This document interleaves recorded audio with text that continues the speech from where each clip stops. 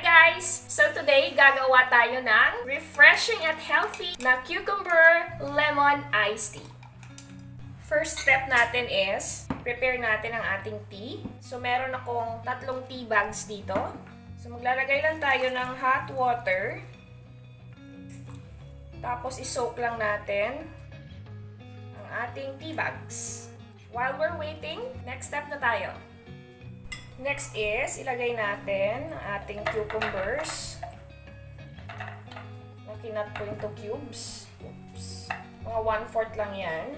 Tapos pigaan lang natin ng mga half ng lemon.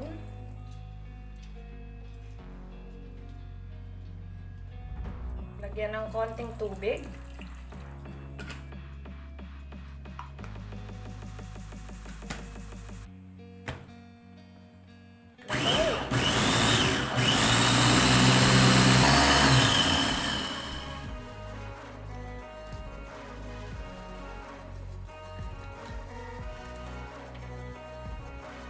So, ayan, ready na tayong mag-assemble. So, ilagay natin dito ang ating cucumber.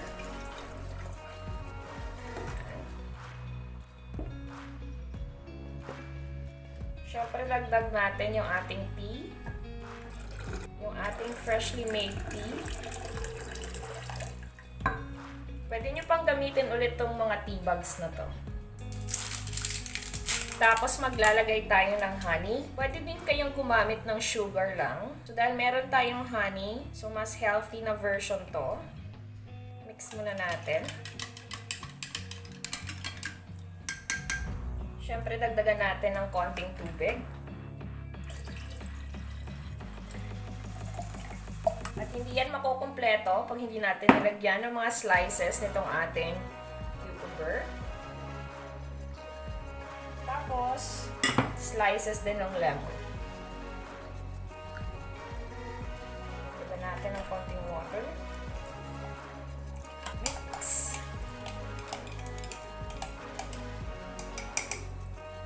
At syempre, hindi makukumpleto ang iced tea pag walang ice.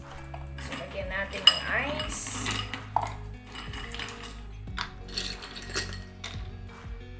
Last and final mix.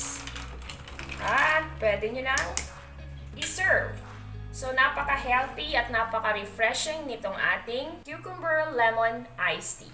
Again, sa mga hindi pa nakapag-like and follow sa ating page, sa Delish PH page, please like and follow. Kasi pagdating ng August, meron naman tayong pag-giveaways para sa ating mga followers at sa mga nag-like ng page. And of course, if possible, kuha na rin kayo ng top fan badge kasi meron din tayong special prizes para sa ating mga top fans. And first step para makakuha ng top fan badge is like and share this video. Again, maraming salamat sa pagsama sa akin today and see you on the next one. Bye! Tara, let's drink!